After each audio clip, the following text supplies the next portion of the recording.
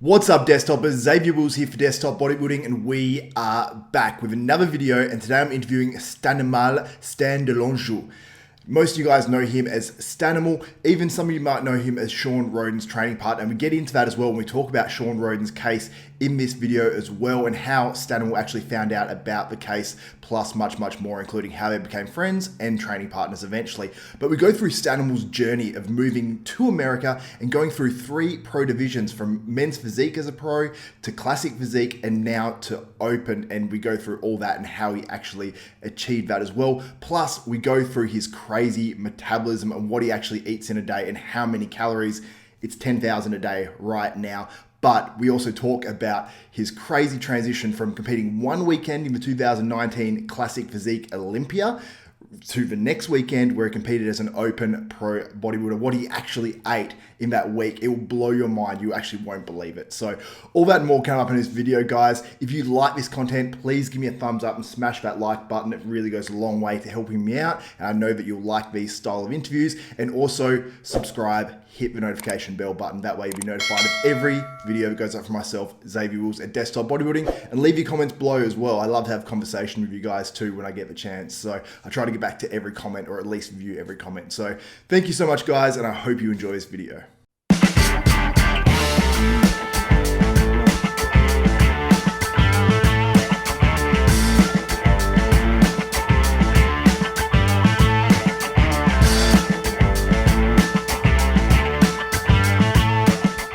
Welcome back to Desktop Bodybuilding. Today I am joined by IFB Classic Physique competitor, top 10 at the 2019 Mr Olympia. I'm pleased to welcome Stanimal, and that's Stan De Longeaux. Now I did my best at pronouncing that, man. Did I get it right? Pretty good. Not too bad. So how do you pronounce it? Let us know. Stan De Longeaux. Stan De Longeaux. Yeah, that's the best I can do. I try to pronounce stuff like with a Kiwi accent, because my partner's actually from New Zealand, and they literally just laugh at me. So you're more than welcome just to laugh at me at my pronunciation of your name. Yeah, no, it's funny. Like every time I do a show, usually the MC asks me before, like, how do you pronounce it? And even though I tell them, they never get it right. Yeah, it's hard. It's hard to get that sort of that French sort of vibe. So now let's get into it, because you've you sort of burst on the scene, at least initially. Like when I first saw you, I heard Stanimal. I'm like, this dude looks good. You were a Classic Physique pro, and I saw you competing, and I was like, this guy's awesome. But I didn't know much of your backstory. Now, I've listened to a few interviews and stuff leading up to this interview, and I found out a little bit about you. But I want to delve into that backstory, because a lot of people, some people that aren't really deep in the industry, know you as Shawn Rhoden's training partner, which sort of is a bit of a slight considering you're a top 10 Classic Physique pro. So let us know. Let us know how you grew up, where you grew up, and how you actually got into bodybuilding. Well, yeah, so I was born in France, in Paris, but at the time my parents lived in Nigeria. So I lived in Nigeria when I was very young for a little bit. Then we moved back to France. And later on, in 98, we moved to Switzerland. So I grew up, like my teenage years, all that stuff was in Switzerland. And it's in Switzerland that I started bodybuilding too, because I started bodybuilding when I was 18. And I've been growing up, I played a lot of sports. Like since a very young age, I played soccer, tennis, fencing, judo, of course, snowboarding, skiing, all that stuff, swimming all summer. Really a pretty wide variety of different activities. And basketball later on became a big sport, like one of my favorite sport. I played soccer for a long time, but basketball was really like the sport I wanted to become professional at, but I've never been really tall. So, I was inspired by Allen Iverson and like the shorter players. And since my dream was to play in the NBA, I saw the big difference between American NBA players and the European basketball players was they had more of a build, like physically they were stronger. They actually lifted weights. So that's why I started lifting weight around 16 or so.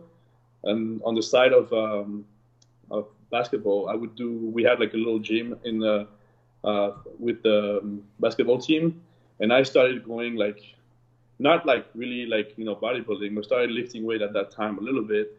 And then when I turned 18 and stopped basketball, that's when I really got into lifting as a bodybuilder. Yep. And how old are you now? I just turned. I mean, just in January I turned 32. Yep. So still young, still really young. So do you go to games actually in LA now? Like, do you go and see like the Lakers and the Clippers or anything at all? Yeah, I do watch the Lakers and Clippers. That's Yeah, really cool. Like, have you gone to see LeBron play or any of these other guys like Kawhi no, Leonard and stuff? LeBron not yet. LeBron not yet because last year was crazy, and I didn't do it. But like I wish I'm more of a Clippers fan. But I'm a huge LeBron James fan. So no, I'm gonna go see the Lakers play like as soon as I can for sure. I was really looking forward this year. Hopefully, having the Clippers playing the Lakers in the playoff, like they were number one and second seed on the Western Conference, so that was something I was really looking forward to. So hopefully, they end this season somehow. It's not going to just be canceled, and maybe I can go watch these two teams play it out in the playoffs. That'd be pretty sweet. Yeah, absolutely. And do you feel like playing all these sports when you were younger sort of gave you a really good variety of finding out what you actually wanted to do? So when you did find bodybuilding, you were like, "That's my sort of sport." uh, I mean, I love all kind of sport, like, but later on, I really focused more on basketball, obviously, and then there was a breaking point where I couldn't just, having all the team practices, the games on the weekend or during, weekday at night, plus school, homework, side job, all that stuff. It was just too much. But I couldn't just like stop, being active at all, like altogether. So that's when I actually started lifting weight.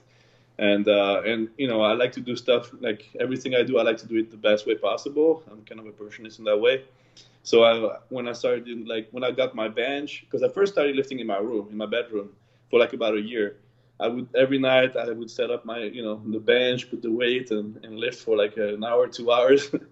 And when I saw I was really committed and consistent and making progress, I decided to join a gym. But before I received that bench, when I ordered it, it took about like two weeks to come. I started like researching, how to properly train, how to eat. That's why I really stumbled around bodybuilding, because obviously at that point my focus was not just to build a physique to perform in a sport, but was just to improve my physique to have an athletic build. So I want to look like build muscle, like look like a bodybuilder, Yeah. a smaller one. Yeah. Now, what's the bodybuilding scene like or the bodybuilding and fitness scene like in Switzerland? And when did you make the move from Switzerland over to the United States? So it's not very popular, but I lived it for about 8 years until I did my first competition. And I never thought I would compete, actually. I did my first show because I think in 2012, 2011, or 2011 was the Men's Physique came out, the new division that was brand new at the time. Yeah. Before you only had bodybuilding. And when the Men's Physique came out, and I think 2013, no, sorry, 2012 was the first year they had it at the Olympia. And I saw the guys, and I was like, "Hey, that's something that I can relate to, like something I could achieve." So some people talked me into trying to do a competition, and around October 2013, so after I graduated from college, I decided to give it a shot, do one show in Europe, and then I wanted to celebrate my graduation and just come to the United States for like almost 2 months, like a month and a half. And that's when I came here, end of 2013, like November 2013. And I was supposed to come back just about around Christmas, and but yeah, it just I never went back because when I came here, I did my first show in the NPC. I did another show because my first show in Europe was in WrestleMania. So then when I came here, I did the World, like WrestleMania Europe in Paris, and then WrestleMania World here in Vegas. And then when I was here, I also tried an NPC show, and I saw how much more people were attending the NPC shows, and of course, like also it gave me an idea, like comparing the two federation, I could see there was more like a professional career in the NPC at the Pro League uh, versus the Musclemania division federation. So I decided to pursue the NPC, and so I did the first show here in Los Angeles, and then I got a sponsor at Gold's Gym when I was staying here. I was training, who offered me to help me prep for the Iron Classic. So with his help, like he got me a trainer and paid for my flight and hotel for the Arnold Classic in 2014. And that's what I did, compete and got my pro card in Men's Physique. Yep. So you actually turned pro in Men's Physique first. How many pro shows did you do as a Men's Physique competitor? Men's Physique, I must have done like 12, 15, at least, yeah, easily. Because when I first started Men's Physique, I was doing shows like back to back to back, like almost year-round competing. The first year, I almost competed non-stop. Yep. And how did you do in the Men's Physique as well? Because I know you as literally a Classic Physique competitor. I wasn't following Men's Physique much back then, and I've already really sort of got into it the last couple of years. So how did you do as a Men's Physique pro? I mean, it's funny because when I first came here, like, Mark Anthony was a good friend of mine. He was Mr. Olympia, the first Mr. Olympia Men's Physique. And he, I did my first show here in the NPC, and my biggest thing was like, I had no idea how to pose. And, I thought there was not much of a posing routine in Men's Physique, but there is a presentation. And he was good at that, so he helped me with this. And then, I ran into, here in shows in LA, I ran into Jeremy Buendia and like Matt Acton, all the guys who were from the top 5 at the Olympia the first year. I pretty much like met them all. And, they were like pretty, like way better than me, obviously. But like I was grinding, like after each show I was making progress. And toward the end, I broke my first top 5, and I almost made the top 10 at the Arnold Classic 2016. I think I got 11th or something, or maybe 12th. I just missed the top 10. And then after that, that's when I decided to switch to Classic Physique. Yeah, and you've also done very well at Classic Physique as well.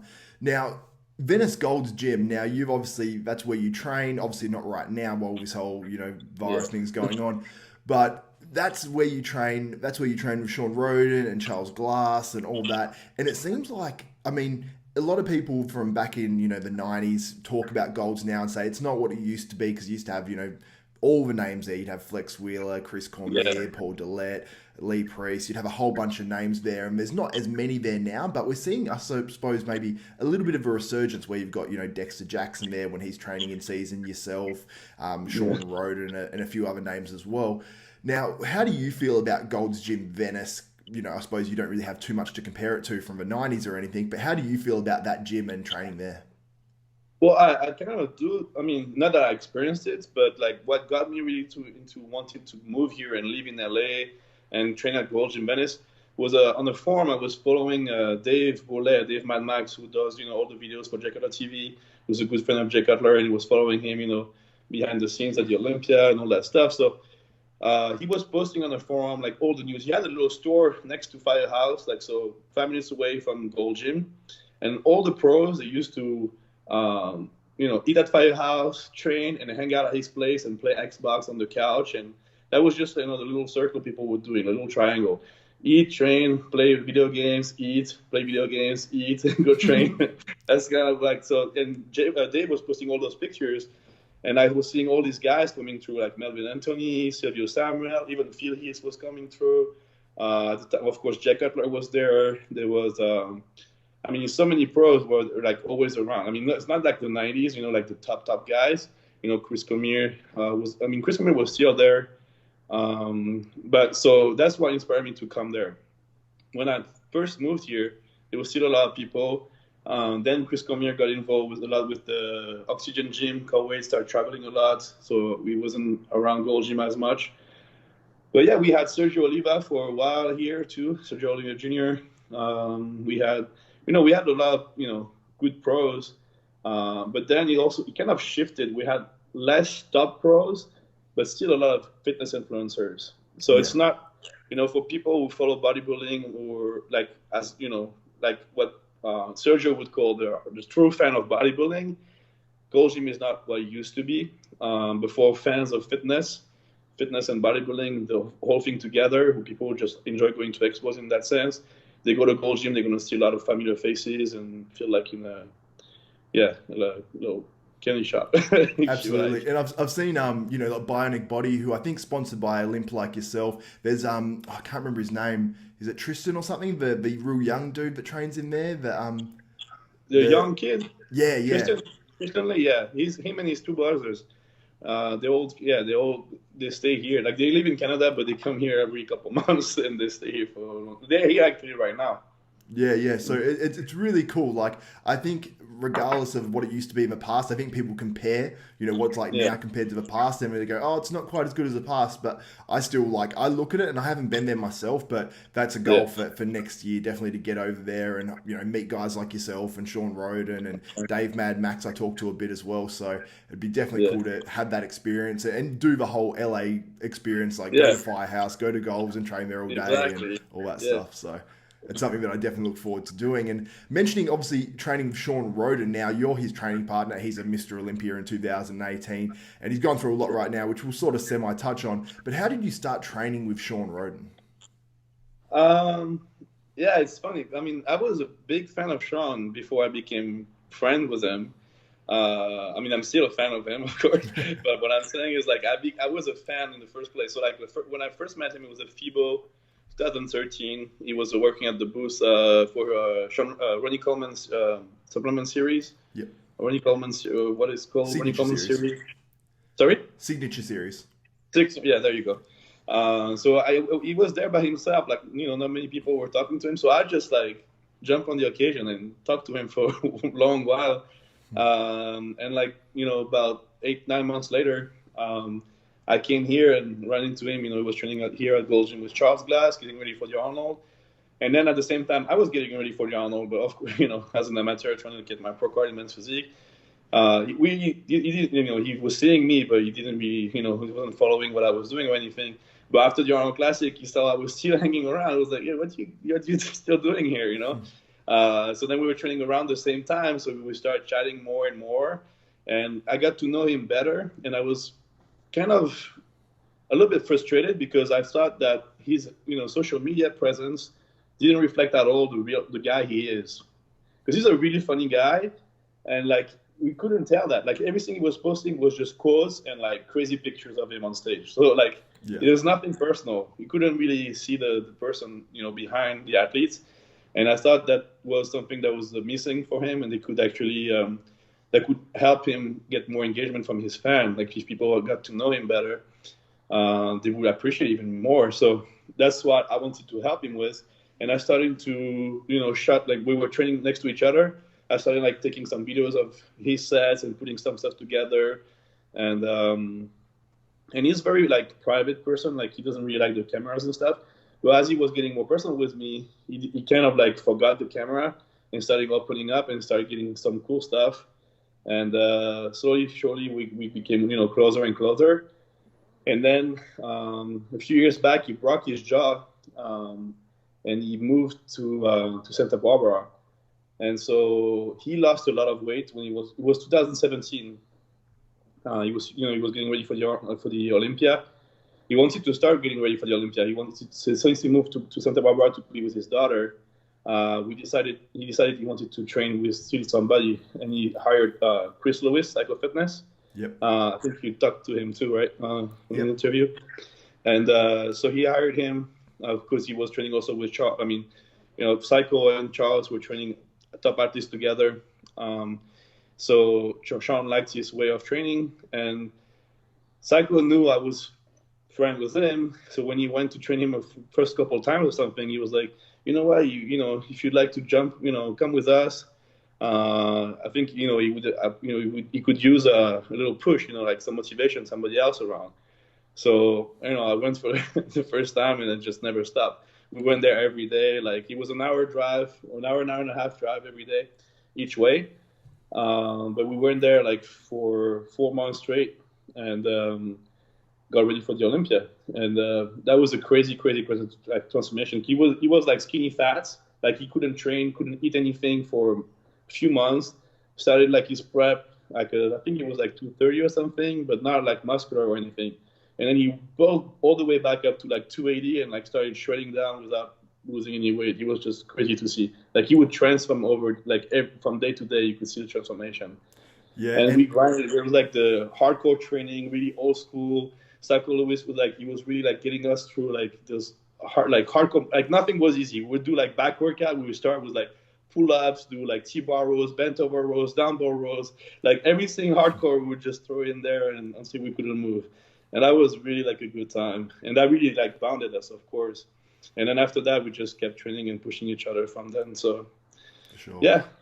And Chris Lewis as well said that was one of the craziest transformations he's ever seen. And when he spoke to Chris Aceto about it, he's like, I don't know if this dude can make it. And he actually, he came in at the Olympia and came top 5 in the world, which is just insane from what he actually came from. And he was crazy, like in the room, like an hour before, and then he kind of started holding some water or something, and he could have definitely done better if there wasn't for that water issue.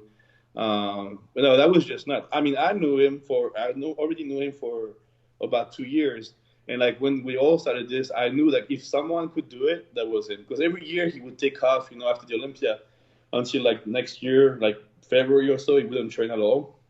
So I always saw him like just letting it go and then just like come back, and like in a couple, like he would change so fast. It's crazy. And that's why some people, like a lot of times when people see videos of him a few weeks out from the Olympia, they're like, oh, he's never going to be ready. He's too soft. He's too this, too that, too small, whatever they want to say. And like, once we get to Vegas, every hour his body just change. Yeah. And every time it's amazing. It's funny because Michael Galley, who you know as well, who lives over there in the States now, that I record a podcast with weekly on here, he actually made the comment to me when he did a photo shoot. I think it was a couple of weeks out of the Olympia that Shawn Rhoden won in 2018, where you guys were training together. And Mick, I talked to him, I think, within a couple of days of that photo shoot happening. And I said, how did Shawn look? He goes, he looked good. He wasn't like blown away or anything. And obviously blown away by the size and everything like that, but he's seen a lot of these top guys and goes, he looks good. Not saying that, Shawn looked fantastic, he's going to win. And he mentioned actually about you, and he goes, man, Stan looks insane, like crazy. And from him saying that, I thought Shawn Rhoden will probably come in a little bit off. Because when you see pros in person, you go, oh, they're insane and crazy. And he wasn't saying that to me. And then Mick actually said, Shawn's transformation, even from a couple of weeks out to the stage time, was crazy in itself. So it just shows how quick he actually changes. Yeah, that's why, like, I knew... like knowing him for a few years at the time, like I knew how he looked at this point. It was gonna be like nothing we had ever seen, and he didn't disappoint. So yeah, that was something really special. But like we had to remember too, like we went through. So he got fifth at the Olympia the year before, and then we were trying to get ready for the Arnold, and that was his best look. He was huge and ripped, like probably like 6 weeks out. We were doing two trainings a day. We're just like blasting. I think we went straight for like 14 days, no rest days, twice a day. And then finally, Psycho Arcido, I think, told him like, go back to, Santa Barbara, go see your daughter, rest for a couple of days, and we go back at it after. And that's when he got sick and he had, he went to hospital. He realized he had 2 ulcers in his stomach. And he was like, the doctor was like, how are you even standing? And this guy just used to like have no energy, just push through anything. So he was just like, that's just because we're training so hard and I'm low carb, no food, all this cardio, everything. He just thought that was normal prep, but no, he had something else going on, and we had to stop. But that was just like that showed us like what was possible, and of course he had to pull out of the Arnold, but then he came back with a vengeance and wanted to really prove what we kind of started seeing a few months prior. And he came through at this year Olympia and took the title. So that was pretty insane. Absolutely, and just it's absolutely crazy, and that's probably maybe part of the reason that sort of helped him. Having that large amount of size already, prepping for the Arnold, and then going into the Olympia that year, and then obviously taking out the 2018 Olympia. Yeah, for sure.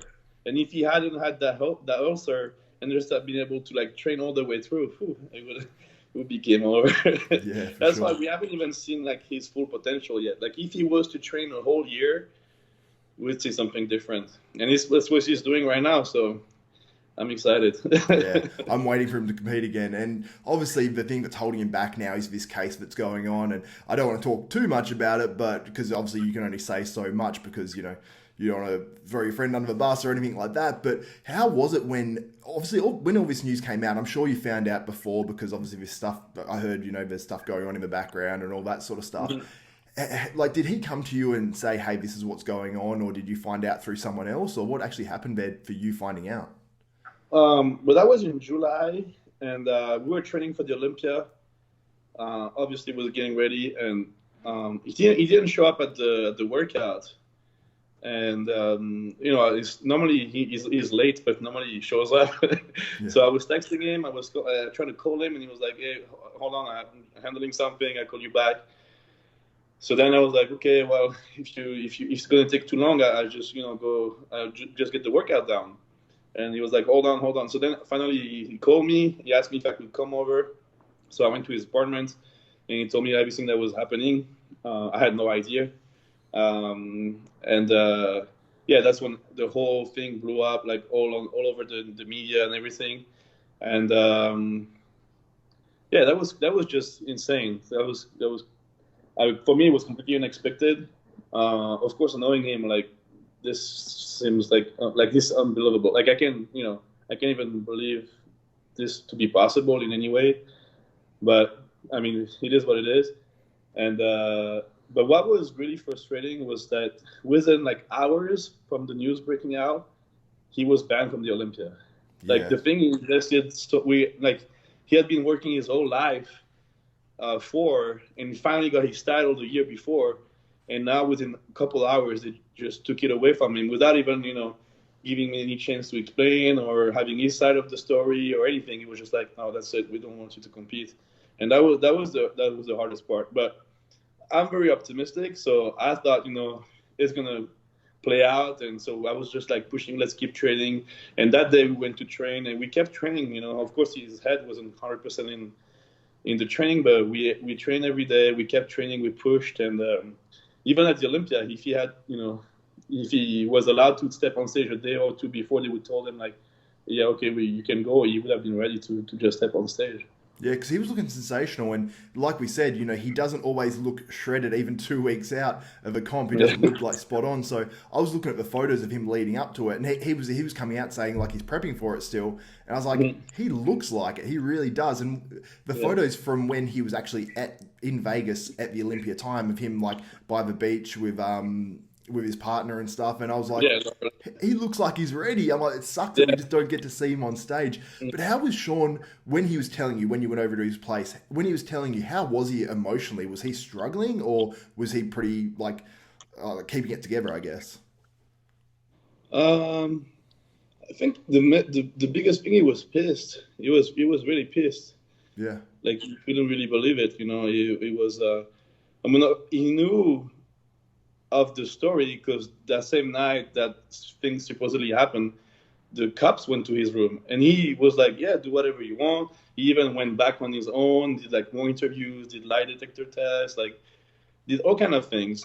And he thought that was handled, and then suddenly the news broke out in the media, and this whole thing just like went south, like a few weeks, in the middle of a prep. And it was just like, yeah, it was kind of the timing of it and the whole thing. I think the reaction from him, was mostly pissed. But he, knowing, he knew what happened. So he was just like, this is gonna be fine. You just need, the time for it to happen. But he thought like me that he would be able to be uncovered by the time the Olympics. So he just kept training. It was like, it's gonna play out fine. I mean, the truth is gonna come out, and we'll be able to step on stage. So that's how he was able to push through and, follow his diet and train and did, focusing on what he would usually focus on. Absolutely. And if it comes out that, he's either found innocent or not guilty, I mean, regardless of what happens, it still has hurt his career and his life, I assume, because he's missing out on prize money. I assume maybe even sponsorship is hurt by this. I mean, there's a lot that goes into it, and regardless of what happens, I don't even know if he'll be able to recoup any of that. So I really do, like, feel for him, and it's sort of hard to come out and say that because some people might go, oh, what happens if he's guilty? But, going from a point of assuming innocence, then you've really got to feel for Shawn in this situation. That's the biggest thing. Yeah, it's just like everybody says, you're supposed to be innocent until proven guilty. Then you should let things be as they are until shown otherwise and proven otherwise. Absolutely. So Like my idea is like, let him compete at the Olympia. And if he is found guilty, you know, almost tell him to say, hey, you'd be stripped of your prize money or something if he was found guilty. And then at least he yeah, has the chance yeah, to compete, you know? yeah, exactly. Yeah, Yeah. So how because was it like, I because, mean, sorry. yeah, sorry. I was just going to ask, how was it going back into the gym? Because I remember seeing the Instagram stories and everything from yourself, from Shawn, when you guys actually stepped back into the gym in Gold's Gym Venice for the first time since everything came out in the public. How was that experience? Because I imagine everyone was watching. I imagine, you know, there's probably hundreds of thousands of people would actually watch your stories those days, because I know I was one of them, and going, oh wow, Shawn's back in the gym, and I was almost watching it live. So how was that? And was it sort of, when you went into the gym, was it like you sort of knew everyone's eyes were on you, or what was the deal? No, honestly, it was just a lot of encouragement from people. You know, That's good. people were like, you know, the truth's gonna come out. Just do what you gotta do. Keep your head down. Work. Do what you know. Lot of encouragement from people at Gold Gym. Um, and you know, they knew he was getting ready for the Olympia to try to defend his title, so they weren't trying to take any of his time, and just knew, like, just, you know, a lot of word of support. Yeah, But he absolutely. didn't feel like, no, I didn't feel like we were like looked at, or no, it was not like that. No. That's great. That's good to hear Yeah. that it's like that. It seems like it's got a good supportive vibe around Gold's Gym Venice. Now, Yeah. where does the case stand now in terms of, like, has Shawn told you, yeah, it's been delayed or whatever because of this lockdown? Because I know a lot of cases and stuff around the world have been delayed due to this Yeah. lockdown. Is that frustrating for Shawn as well? And has it been delayed, I suppose, further because of that? Yeah, I mean, I know he was supposed to have a court date in April, so obviously it didn't happen. But yeah, you know, he's living his life. He's making progress, working hard. I mean, he hasn't mentioned any frustration about it. Of course, you know, he would like it to be over, Yeah. but I think he's doing everything he can. He's enjoying his daughter. He's with his partner, and training and eating, enjoying one's cookies, and you know, now I think he's doing pretty good. Yeah. Now, Charles Glass, now he's been a trainer at Gold's Venice for years and years and years. He was back in that 90s era, training people back then. Now, what's he doing now? Like, I imagine he's probably going insane not being able to train people every day from 5 a.m. I bet, yeah. I don't know. I haven't talked to him really, but yeah, I know last year when he was, we were doing the, you know, prepping. He had a health issue and he was kept away from the gym for a few weeks, and he would go insane. He was like, "I need to go to the gym. I need to, just to be there. I need to. I can see. I can tell you. You know, like." He was like, and he was staying in a house like not even 5 minutes away from the gym, just to know he was that close. He could hear the noises of the gym. Wow. Yeah, he was going crazy. He's like, that's his life. He loves it. Yeah, Yeah, absolutely. It seems like almost like the gym's his home. Like for me, I know yeah, myself, even with this lockdown, I'm very comfortable staying home and being around my family and all that sort of stuff pretty regularly without even getting yeah, out much apart from walks. But I think he's almost the opposite. He's like, the gym's his home, and probably when he's at his actual home, he's probably yeah, more uncomfortable there, yeah. which is Nah, crazy. I know he's not. He's for sure not enjoying this right now. Absolutely. Now, you actually competed, I believe, in the 212 last year, didn't you? Open, yeah. This is my Open, you first did show open, yeah, ever. that's right. So how tall are you, and are you moving to the open permanently, or are you going to go between classic physique and open? No, I'm doing open now. Yeah, I'm 5'10", but so like for classic physique from 5'9" up to include 5'10", you can be 207 pounds for the weigh-in. At 5'10" and a quarter, which I actually am before I dry out, I could be 215, and 215 would be, you know, weight I could probably do again this year, even though I'm pushing like heavier weight now. I mean body weight. But 207 is just not possible. Like I was ready around 230, 235 last year, and I had to drop another almost 30 pounds to make weight. And then I just lose like all the density, all that pop, all the roundness. It just doesn't do like my physique any favor to yeah, go that low. So knowing I was ready around 230, yeah, I know like I can add probably already added another 10, 15 pounds right now. So if I could step on stage around 240, 245 next time and open, I think I could start doing pretty good. And that's also the feedback I got from the judges. They told me, because when I went to the show, my first open show, that was the week after the Olympia, and I bounced back. I was on stage at 224. So right now, yeah, they told me like if you come back with another 20 pounds, you probably will do really well. And I think that's pretty much where I'm sitting right now. So that's, you know, this year with the whole virus movements going on, this year might not happen. Did you plan to have the year off anyway and compete next year, or were you planning on doing some later year shows? No, I was really trying to play it by year. So I had in the back of my mind to do maybe the California Pro. So just before the whole quarantine went down, the whole lockdown happened, I was gonna start getting ready and see like a month out or so where I was, and if it was, you know, worth to try, you know, enter the show, or if I was not ready for it. That was the plan. So now the California Pro is in June, and right now, I think I could be ready in about 6 weeks or so. So depending how, you know, when they start having shows again, I might just jump on this one, or maybe on another show before the Olympia.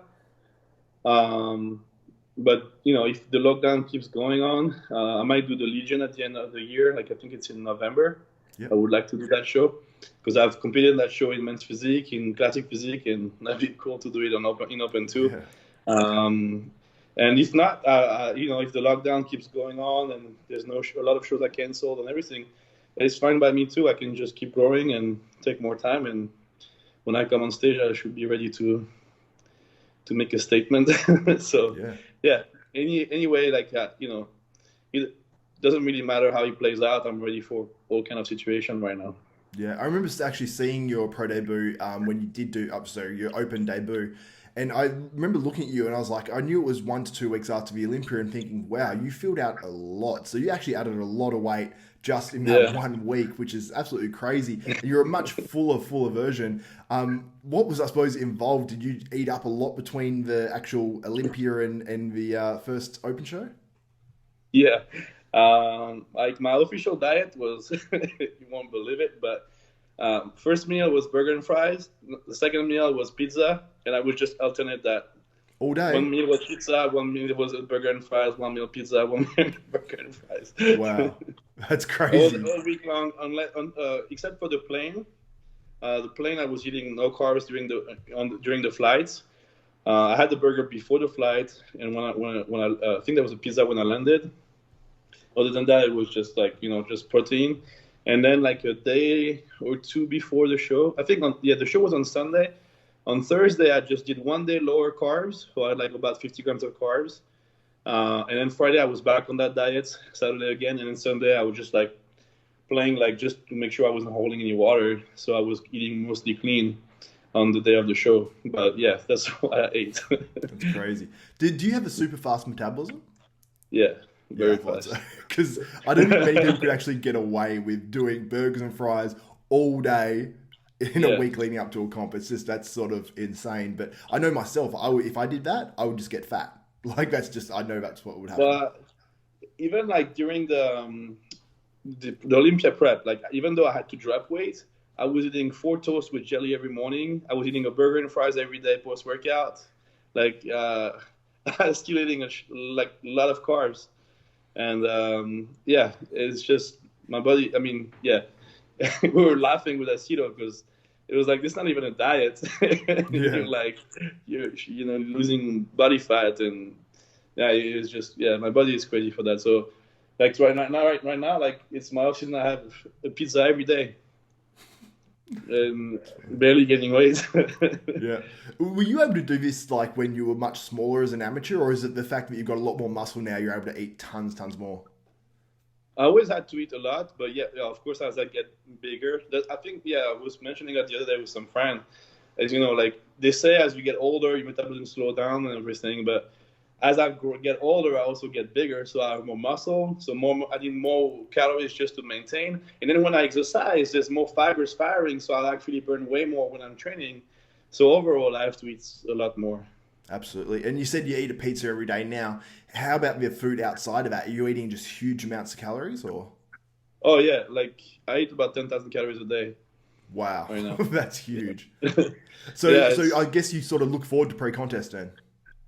I actually do. Yeah, I enjoy prep a lot more.